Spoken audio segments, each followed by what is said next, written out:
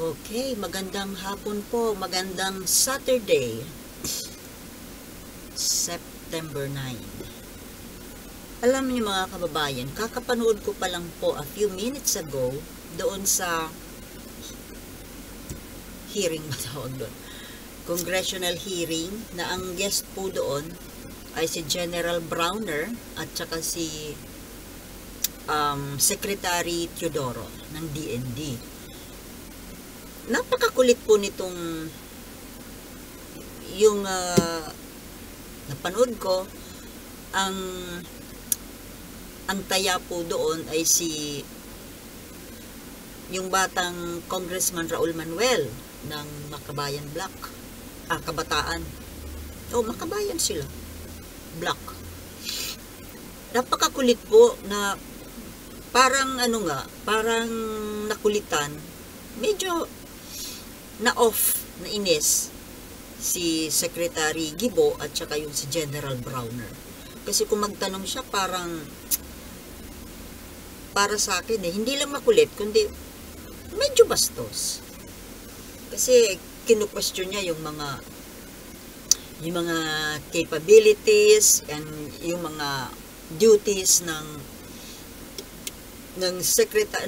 National Defense at saka ng AFP. At kahit na sinasaway na siya nung in charge na mag-ano na siya, tapos na yung kanyang oras, tuloy-tuloy pa rin. And yung isang tanong niya na last na daw yun, abay, nasundan pa ng mahigit 3 tanong. Pinapa-wind na nga po siya.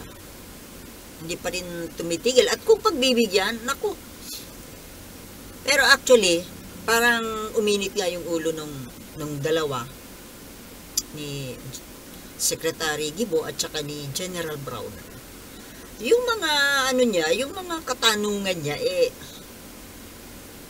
talagang mapapansin mo na kontrang-kontra talaga sila sa alliance ng bansa natin with America.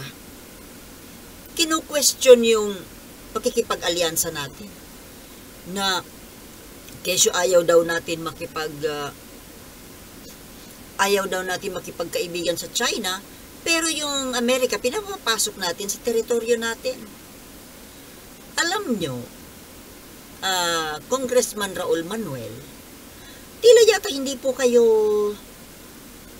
nanonood ng mga balita. O hindi kayo nagbabasa ng dyaryo, nag-search sa news on the internet, o kaya manood ng mga balita sa TV. Kasi parang hindi niyo alam ang dahilan kung bakit nandito ang Amerika. Kinu-question mo yung sinasabi mo na pakikialam ng Amerika dito sa teritoryo natin. Hindi sila nakikialam, for your information, Attorney Raul. Basta ka lang magsasalita dyan parang hindi mo naman alam yung mga sinasabi mo. Yung Amerika, hindi naman po nang aagaw ng teritoryo. Kaya sila nandito sa atin, tinutulungan tayo na wag na tayong maagawan pa ng teritoryo ng China, na tila baga mas pinapaboran mo sa iyong mga pananalita. Ha?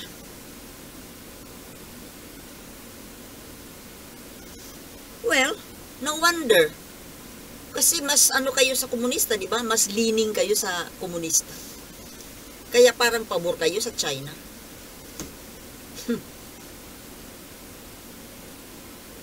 Hindi ninyo alam pala yung rason kung bakit nakipagdumikit tayo sa Amerika, na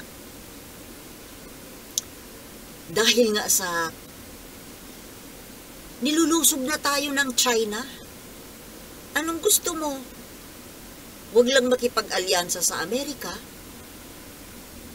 Ano naman ang kakayahan natin? Anong kakayahan natin na labanan ang China. Ngayon nga pag-water cannon nga lang,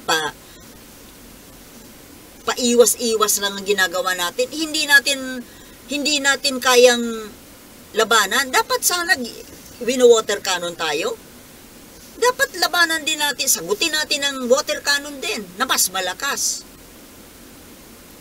Or should I say, whatever cannon, mas malakas sa tubig. Lightning cannon kaya? Meron ba tayo nun? Yung binubugahan tayo ng tubig, dibugahan din natin ng apoy. Or whatever.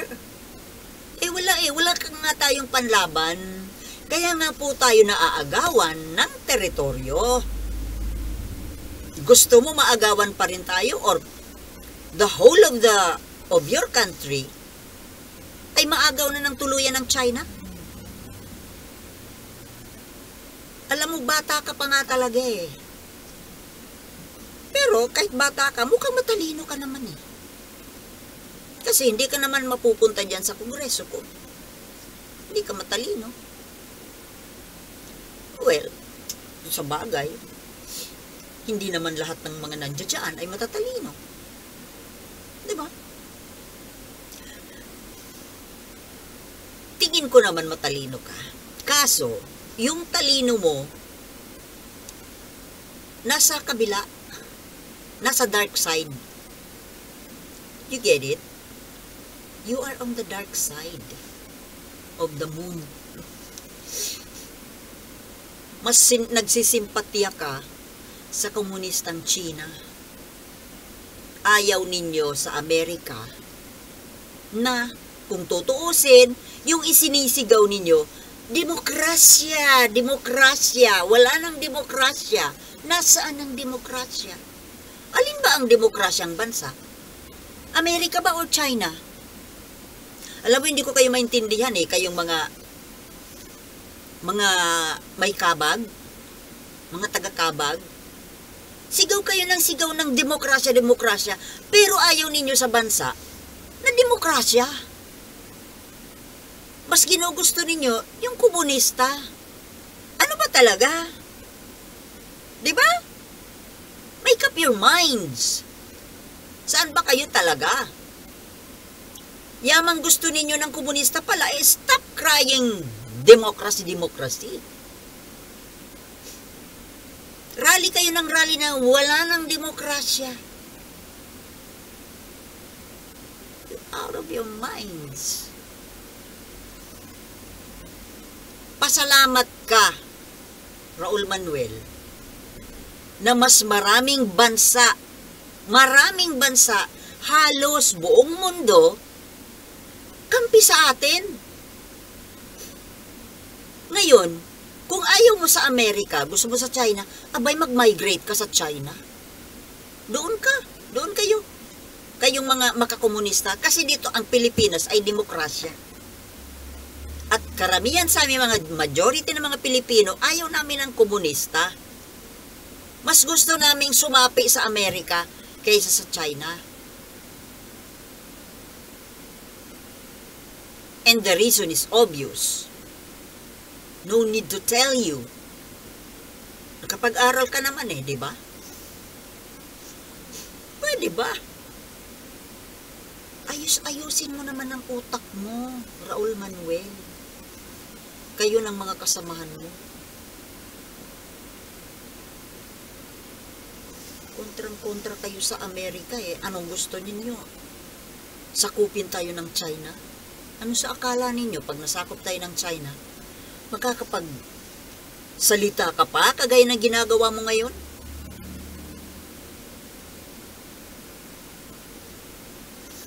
Hindi kayo nag-iisip. Akala mo maganda Hindi na ba tayo nadala? Ilang centuries na tayong sinakop ng ibang bansa. Magpapasakop pa ba tayo? Mag-isip-isip ka, Raul Manuel. Malakas pa naman ang impluensya mo sa kabataan, tapos ganyan ang itinuturo mo sa mga kapwa mo kabataan.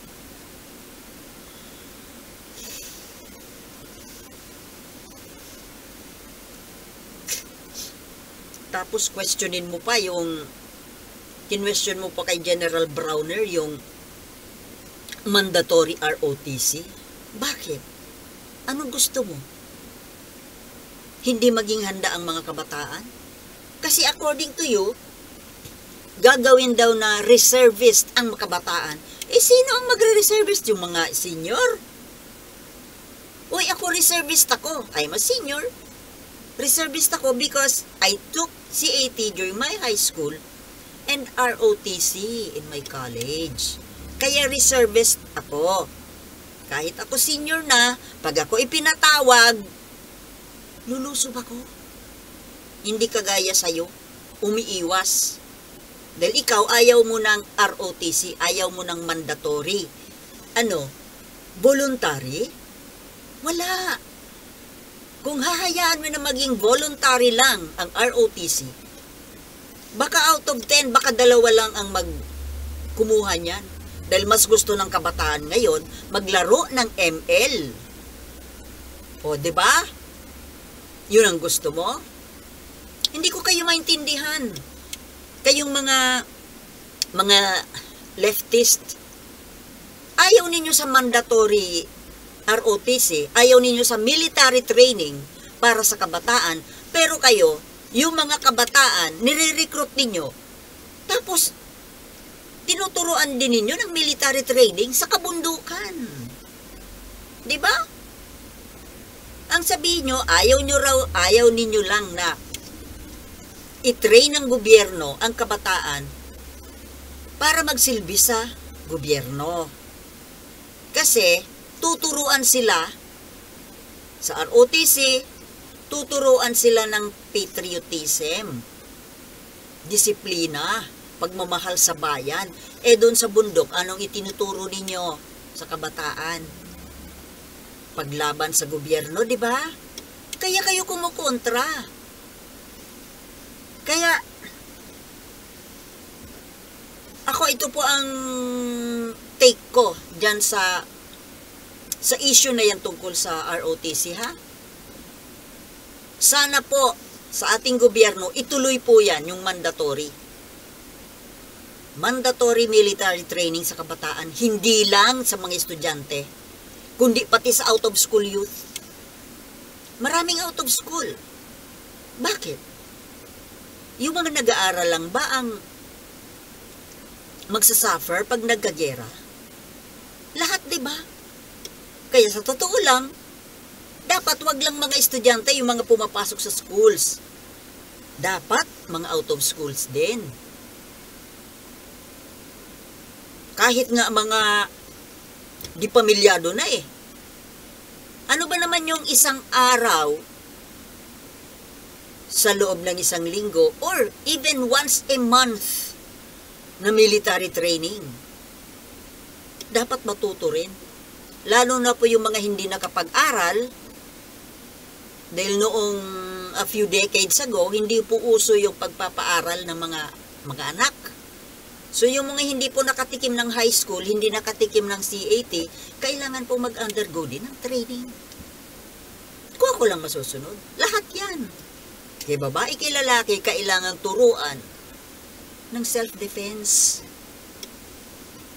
Hindi lang po depensa sa bayan, kundi depensa sa komunidad, depensa sa pamilya, depensa sa sarili. Yang military training. Naintindihan mo po, Congressman Manuel. Hanggang dito na lang muna po mga kababayan at sana po naintindihan po yung pinag-usapan natin. Maraming salamat po sa panunood at abangan nyo po ang mga susunod nating videos. Peace.